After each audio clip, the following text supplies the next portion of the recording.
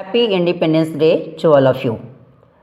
आज मैं आपके लिए इंडिपेंडेंस डे यूज़ होने वाले जो सारे वर्ड्स हैं उसके लिए मैं आपको इंग्लिश मीनिंग लेकर आया हूँ। आखिर इसे इंग्लिश में क्या कहते हैं, और आप अपने सामने डायरी लेके बैठें या कॉपी कलम लेके बैठें ताकि इसे आप नोट भी कर सकें और उसे याद करने की कोशिश भी करें। चलिए, तो पहला वर्ड है स्वतंत्रता दिवस, जो कि आपको पता होना चाहिए कि 15 अगस्त को क्या मनाया जाता है, स्वतंत्रता दिवस। उसी को इंग्लिश में क्या कहते हैं, तो उसी को इंग्लिश में इंडिपेंडेंस डे कहते हैं। INDEPENDENCEDAY, independence day. अब कहते हैं कि उसी दिन मेरा देश क्या हुआ, आज़ाद। तो आज़ाद को हम क्या कहते हैं, आज़ाद को फ्री कहते हैं या इंडिपेंडेंट। उसी दिन मुझे आज़ादी भी मिली, उसी आज़ादी को हम क्या बोलेंगे, उसी आज़ादी को हम फ्रीडम बोलते हैं। क्या बोलेंगे उसे, फ्रीडम। कुछ लोग इसे लिबर्टी भी कहते हैं। ये शासन तो आप तो जानते हैं कि इससे पहले हमारा देश अंग्रेज़ों के द्वारा हमारे देश पर शासन किया जा रहा था। उसी शासन को हम क्या कहते हैं, शासन को रूल कहते हैं, RULE। जब ये नाउन के फॉर्म में आएगा तो इसे रूल ही बोलेंगे। लेकिन जब शासन करने की अंग्रेजी की जब मैं बात करूँ तो शासन करना का जब अगर अंग्रेजी लिखेंगे तो रूल भी लिखेंगे, RULE। अब कहते हैं कि इस दिन हमारे भारत देश में तिरंगा फहराया जाता है। उसी तिरंगा को हम क्या कहते हैं, तो उसी तिरंगा को हम ट्राई कलर कहते हैं। उसी तिरंगा को हम क्या बोलेंगे, ट्राई कलर, क्योंकि आपको तो पता है क्योंकि इस तिरंगा में 3 कलर होते हैं, उसी कारण से तिरंगा का नाम दिया जाता है। अब आपको पता होना चाहिए कि झंडा को क्या कहते हैं, झंडा को हम फ्लैग कहते हैं। क्या कहते हैं उसे, फ्लैग, FLAG। आप चाहे तो फ्लैग मीन्स झंडा। दूसरे की बात करूँ कि उस दिन झंडा फहराया जाता है। झंडा फहराने को हम क्या कहते हैं, तो झंडा फहराने को, जब मैं फहराना वर्ड की मैं अगर बात करूँ तो उसके लिए हम वेस्ट वर्ड लगाते हैं, HOIST, या एक और वर्ड चाहे तो लगा सकते हैं, अनफर्ल। लेकिन दोनों में डिफरेंस है। मैं आपको आगे वाले वीडियो में मैं आपको बताऊंगा कि वेस्ट और अनफर्ल में क्या अंतर है। दूसरे की बात करूं कि झंडा के बीच में एक चक्र बना होता है। उस चक्र को अंग्रेजी में क्या कहते हैं, उस चक्र को अंग्रेजी में हम व्हील कहते हैं, WHEEL। और आपको पता होना चाहिए कि उसी चक्र के बीच में तीली भी बने होते हैं, और उस तीली को हम क्या कहते हैं, उसी तीली को हम स्पोक कहते हैं। क्या कहते हैं उसे, spoke, SPOKE, spoke. Spoke means तीली। अच्छा, उस दिन तो जानते हैं ना कि ये स्वतंत्रता दिवस बड़ी धूमधाम से मनाया जाता है। अरे धूमधाम या ठाट बाट को हम अंग्रेजी में क्या कहते हैं, उसी को पॉम्प कहते हैं, POMP। अच्छा, उसी दिन आप जानते हैं कि उस दिन लोक नृत्य भी होती है। उस लोक नृत्य को हम क्या कहते हैं अंग्रेजी में, उसी को फोल्क डांस कहते हैं, FOLKDANCE। उसी को फोल्क डांस भी बोलेंगे। अब आपको पता होना चाहिए कि उस दिन जगह जगह पे झांकी भी निकाली जाती है। वो झांकी को अंग्रेजी में हम क्या कहते हैं, तो उस अंग्रेजी में झांकी को हम टैबले कहते हैं। क्या कहते हैं उसे टैबले कहते हैं, TABLEAU, टैबले मीन्स झांकी। उसी को हम चाहे तो उसी को हम एक और वर्ड के नाम से जानते हैं, उसी को हम कहते हैं ग्लिम्स। उसी को हम क्या कहते हैं, उसी को ग्लिम्स भी कहते हैं। दूसरे की बात करूं कि इसमें उस दिन क्या होती है, राष्ट्रीय गीत होते हैं। राष्ट्रीय गीत को अंग्रेजी में क्या कहते हैं, तो आपको पता होना चाहिए राष्ट्रीय गीत को हम नेशनल सॉन्ग कहते हैं। और उस दिन राष्ट्रीय गान भी होते हैं। उस राष्ट्रीय गान को हम क्या कहते हैं, तो राष्ट्रीय गान को हम नेशनल एंथम कहते हैं। अच्छा, शायद मैं उम्मीद करता हूँ कि आपको पता भी होगा कि national song NATIONALSONG, national song राष्ट्रीय गीत कौन है, तो आपको पता होना चाहिए कि नेशनल सॉन्ग वंदे मातरम है। और नेशनल एंथम की बात करूं तो नेशनल एंथम कौन है, तो नेशनल एंथम आपको जनगणमन को कहा जाता है।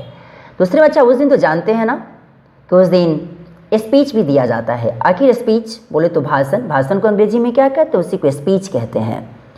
अच्छा, उस दिन संबोधन भी किया जाता है। जो लोग आए होते हैं एक गेस्ट बन के, उनको एड्रेस भी किया जाता है। तो उसे संबोधित करना को अंग्रेजी में क्या कहते हैं, उसी को एड्रेस कहते हैं, ADDRESS। उस दिन श्रद्धांजलि भी दी जाती है। तो श्रद्धांजलि के रूप में श्रद्धांजलि को क्या कहते हैं? श्रद्धांजलि को ट्रिब्यूट कहते हैं। दूसरे की बात करूँ कि जब श्रद्धांजलि देने की बात आएगी तो श्रद्धांजलि देना का मतलब क्या होता है? तो पे ट्रिब्यूट, PAYTRIBUTE, पे ट्रिब्यूट मतलब श्रद्धांजलि देना। आप अगर चाहें तो श्रद्धांजलि देने के लिए एक और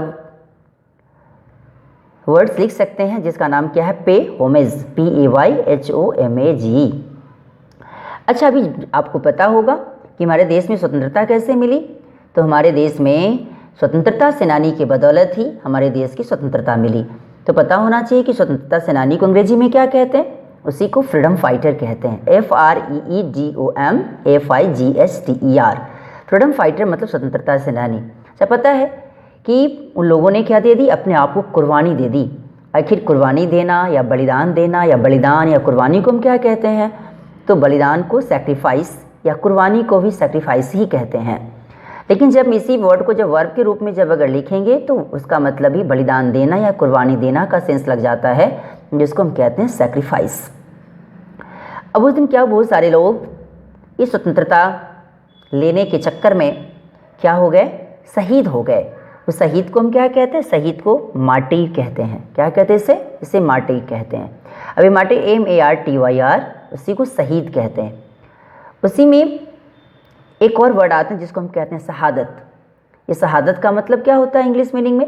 उसी को मार्टिरडम कहते हैं। उसी को क्या कहेंगे? उसी को मार्टिरडम कहेंगे, MARTYRDOM। उसके बाद की मैं बात करूं कि आपको पता होना चाहिए कि हमारा देश जो उस समय गुलाम था, गुलाम की अंग्रेजी को हम क्या कहेंगे? गुलाम को अंग्रेजी में हम स्लेव कहते हैं, SLAVE। दूसरे की बात करूं कि हमारा देश बहुत दिनों तक गुलामी की जंजीरों में जकड़ा रहा। आखिर उस गुलामी को क्या बोलेंगे? गुलामी को स्लेवरी बोलेंगे, SLAVERY। क्या बोलेंगे? SLAVERY। दूसरे की बात करूं कि आखिर राष्ट्र प्रेम, बगैर राष्ट्र प्रेम के होते हुए जो शहीद हुए, क्या उनके पास क्या राष्ट्र प्रेम नहीं था? आखिर उसे क्या कहेंगे? राष्ट्र प्रेम को हम पैट्रियोटिज्म कहते हैं, PATRIOTISM। क्या बोलेंगे उसे?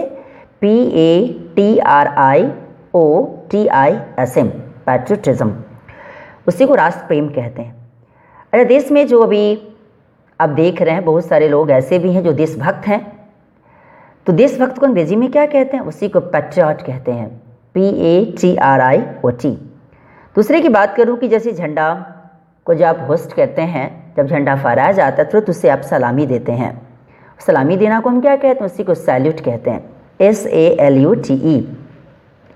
दूसरे की बात करूं कि उसमें आपको पता होगा कि झंडा को जब फहराते हैं तो उसमें एक पोल लगा होता है। आखिर उस पोल को क्या कहते हैं? उस पोल को हम फ्लैग पोल कहते हैं, FLAGPOLE। अच्छा, ये आपको पता है जब झंडा फहराते हैं तो उसमें एक डोरी लगी होती है आप जिसके सहारे झंडा को ऊपर ले जाते हैं, उसे क्या कहते हैं? उसी को हम हलियार्ड कहते हैं, HALYARD। उसी को हलियार्ड भी कहते हैं, झंडे की जो डोरी होती है उसको, या उसी को फ्लैग रोप भी कहते हैं, FLAGROPE। क्लियर? एक वर्ड और जान लें, झंडे की रस्सी को या झंडे की जो डोरी होती है उसे क्या कहते हैं? उसी को हलियार्ड कहते हैं, HALYARD, हलियार्ड कहते हैं, या उसी को FLAG फ्लैग रोप ROPE भी चाहे तो कह सकते हैं। दूसरे की पता बात आपको एक और होनी चाहिए कि झंडे में कितने पट्टियाँ होती हैं? 3 पट्टियाँ होती हैं। उस 3 पट्टियाँ को हम क्या कहते हैं? जानते हैं उसे इंग्लिश में पट्टी को क्या कहते हैं? उसी को बैंड कहते हैं। उसमें 3 बैंड होते हैं झंडे में। पहले वाले बैंड को हम कौन सा? तो उसी को टॉप बैंड, सेकंड को मिडिल बैंड और थर्ड को बॉटम बैंड कहते हैं। टॉप बैंड जो होता है उसका कलर कैसा होता है? सैफ्रॉन, SAFFRON, जिससे आप केसरिया कलर कहते हैं, SAFFRON, saffron. Saffron colour means केसरिया। उसी के नीचे बीच में कौन सा कलर होता है? White colour. और उसके सबसे नीचे जिसे आप बॉटम बैंड कहते हैं, वो बॉटम बैंड कौन सा कलर का होता है? तो डार्क ग्रीन होता है। तो अभी आपने देखा क्या कि इंडिपेंडेंस डे से रिलेटेड जो भी इंग्लिश वर्ड्स है उसको मैंने बताने की कोशिश किया, और ये वीडियो आपको कैसा लगा इसके बारे में लाइक, सब्सक्राइब एंड कमेंट करना न भूलें। उसे शेयर भी करें ताकि ज़्यादा से ज़्यादा बच्चा इसे देखकर कुछ सीख सके। Thanks a lot.